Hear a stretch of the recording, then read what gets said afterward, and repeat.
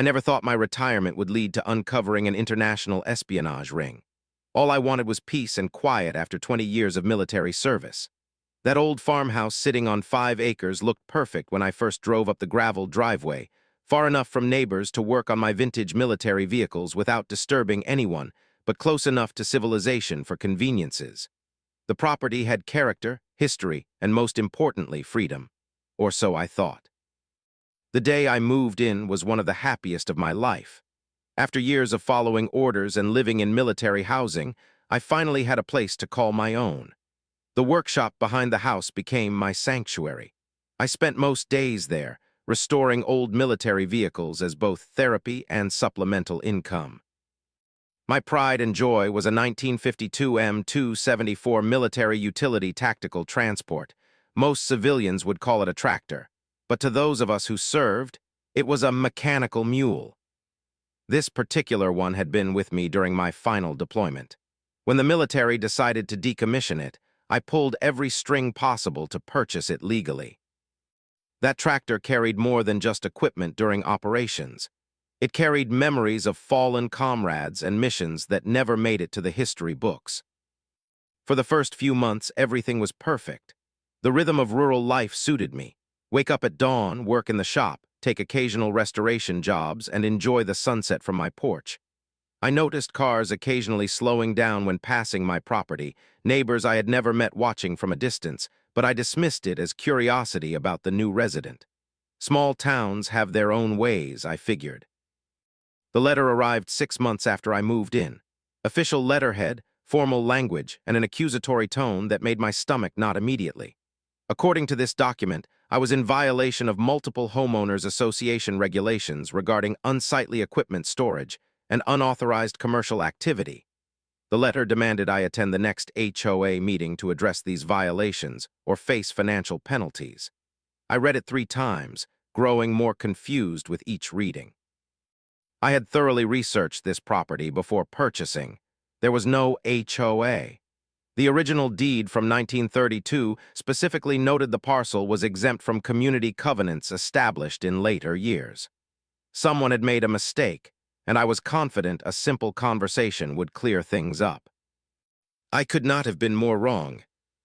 The community center hosting the HOA meeting looked more appropriate for a country club than a rural township gathering.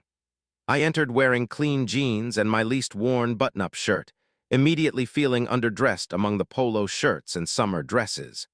Conversation quieted as I entered, eyes following me as I found an empty chair in the back row.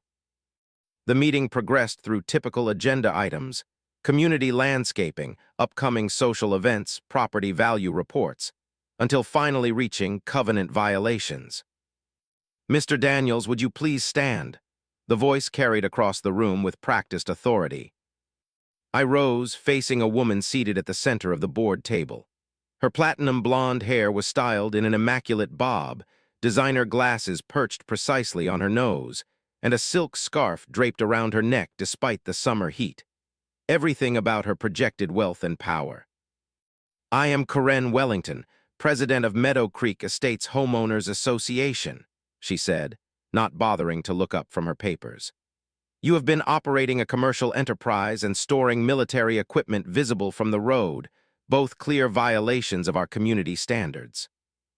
"There must be some misunderstanding," I responded calmly. "My property is exempt from HOA jurisdiction, the original deed from 1932 specifically." "Mr. Daniels," she interrupted, finally looking up with a dismissive smile. "We have heard this argument before from people like you. Military types often believe rules do not apply to them. This association has legal jurisdiction over all properties within Meadow Creek postal boundaries, regardless of when they were built." "That is not legally accurate," I countered, pulling documentation from my folder. "I have the original property survey and deed exemption right here." Corinne's smile tightened. "The proper forum for such disputes is through our covenant committee, not during an open meeting. Meanwhile, that junk tractor sitting in your front property is a violation that requires immediate attention. You have 48 hours to remove it before fines begin accruing at $100 per day." Several board members nodded in agreement. I scanned their faces, noting the uniformity of their expressions. These were not impartial community representatives, but a unified front. One man at the end of the table avoided eye contact entirely, scribbling notes while adjusting his tie nervously. "That junk is a restored piece of military history," I said, my voice remaining steady despite growing anger. "And more importantly, you have no jurisdiction over my property." "This meeting has a full agenda, Mr. Daniels," Karen responded, glancing at her watch. 48 hours, we will be inspecting. Next item, please." I remained standing as they moved on to discussing a community garden proposal, completely dismissing my presence. Finally, gathering my unused documentation, I walked out, feeling ambushed but far from defeated. Something was very wrong here, and I intended to find out what. The next morning, I visited the county records office, confirming what I already knew. My property was indeed exempt from the HOA that had formed decades after the original farmhouse was built. The clerk, an older woman who introduced herself as Margaret, seemed troubled when I explained the situation. "You are not the first person to come in with questions about Meadow Creek HOA," she said, voice lowered despite us being alone. "Their boundaries seem to expand every few years without proper documentation. I would recommend speaking with Bill Hartman over on Orchard Road. He fought them last year and might have some insights." Bill turned out to be a retired attorney living in a modest home just 2 miles from mine. When I mentioned Karen Wellington, his expression darkened immediately. "That woman moved here 3 years ago from some big city and immediately started taking over," he explained as we sat on his porch. "Got herself elected HOA president within 6 months. Since then, they have been aggressively targeting properties on the development edges, especially those with any, how did she put it, undesirable aesthetic elements." "But they have no legal right," I insisted. Bill sighed. "Legal rights matter only when you have the resources to defend them. Most folks around here cannot afford prolonged legal battles against the HOA's team of attorneys. They just comply or move away. That is how they have been expanding their territory, intimidation and attrition." As Bill continued sharing similar stories from other neighbors, my phone rang. The caller ID showed Tom Parker, another neighbor I had briefly met while buying supplies at the local hardware store. "You need to get home now," Tom's voice was urgent. "There are tow trucks heading toward your place. Karen is with them." I thanked Bill hastily and raced back to my property, but I was too late. As I pulled into my driveway, I saw my mechanical mule already loaded onto a flatbed tow truck, its distinct olive-drab finish unmistakable even from a distance.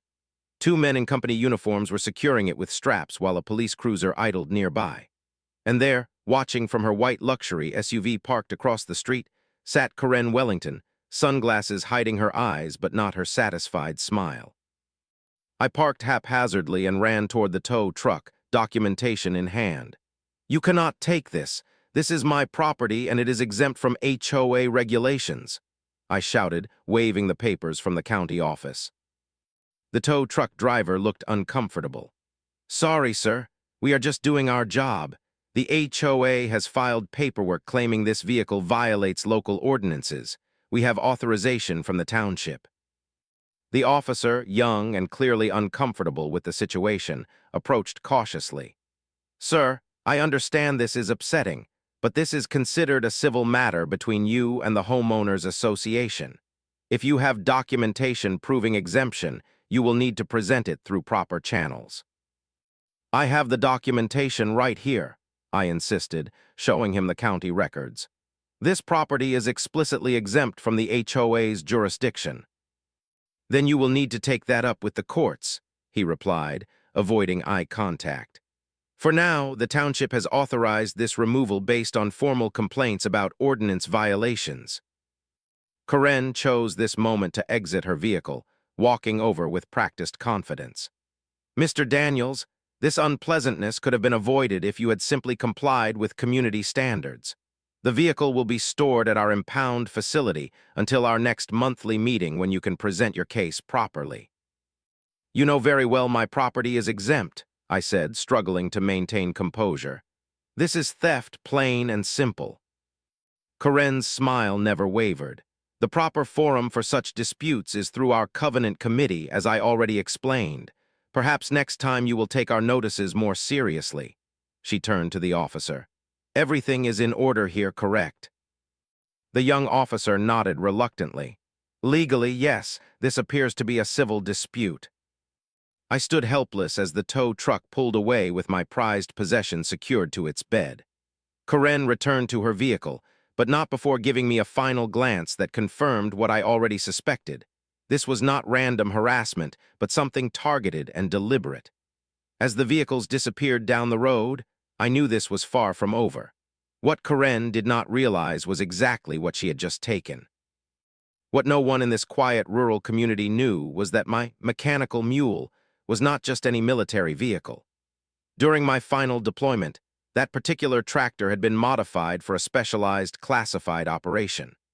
Beneath its unassuming exterior, hidden within a modified compartment in the engine housing, were specialized communications components that had never been fully decommissioned. The technology had been experimental, a prototype communication system designed to function in remote areas where traditional equipment failed. The tractor had served as both transportation and a mobile communications hub during sensitive field operations. Now civilians with unknown motivations had taken possession of classified military technology. I immediately called Captain Rodriguez, my former commanding officer who had recently moved to military intelligence. After explaining the situation without revealing classified details over an unsecured line, his response was immediate concern. "This is serious, Daniels. That equipment may be old, but the encryption architecture is still classified. In the wrong hands, it could compromise current systems. Where exactly is this vehicle now?" "An HOA impound lot somewhere. I am working on locating it," I replied. "Find it, but do not attempt recovery on your own. I will make some calls and be there tomorrow. Meanwhile, find out everything you can about these HOA people. This might not be random harassment." After hanging up, I began researching Corinne Wellington more thoroughly. Social media revealed little. Her profiles were meticulously curated to show community involvement and professional accomplishments. However, a local newspaper article from 2 years ago mentioned her husband, Jeffrey Wellington, as a new executive at Meridian Defense Contractors, a company with a troubling reputation for corporate espionage in the defense sector. This connection sent a chill through me. Could the seizure of my vehicle have been deliberately targeted? I recalled Corinne's satisfied expression as the tractor was towed away. This no longer felt like typical HOA overreach. It felt calculated. My suspicions deepened that evening when I received an anonymous phone call. The voice was male, deliberately disguised. "Stop asking questions about the Wellington family and the HOA. Drop the matter entirely if you value your future in this community." The line went dead before I could respond.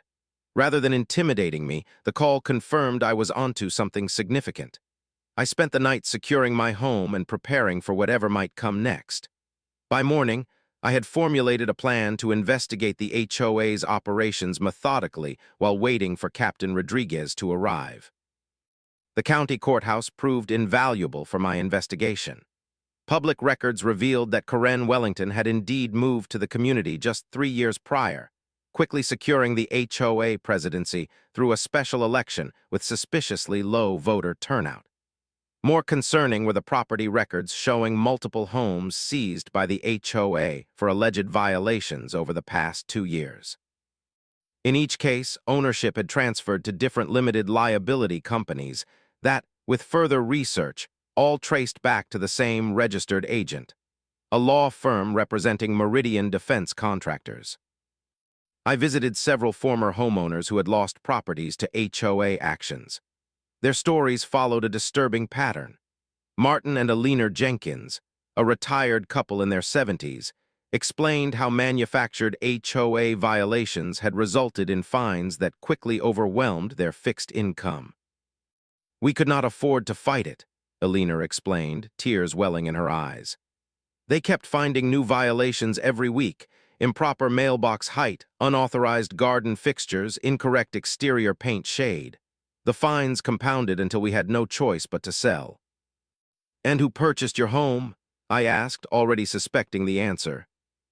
"A company called Meadowlark Holdings offered cash, well below market value, but we were desperate," Martin replied bitterly. 2 weeks later, we drove by and saw all our supposed violations remained unchanged under the new ownership. By afternoon, Captain Rodriguez arrived with news. "The communications technology in your tractor was officially decommissioned on paper, but it contains architectural elements that could compromise current systems if reversed engineered. I have obtained official documentation classifying components in your vehicle as government property of interest without revealing specific technical details. This gives us leverage with local authorities." While sharing my findings about the Wellington connection to Meridian Defense, I was interrupted by a call from an unknown number. The caller introduced himself as Michael Levine, a journalist with the local newspaper. "Mr. Daniels, a source gave me your name as someone fighting the Meadow Creek HOA. I have been investigating them for months, documenting patterns of selective enforcement and property seizures. Would you be willing to speak with me?" This unexpected ally proved invaluable. Michael had compiled extensive documentation on the HOA's questionable activities, but lacked a compelling angle to publish his findings. The military connection provided exactly what he needed. We agreed to coordinate our efforts.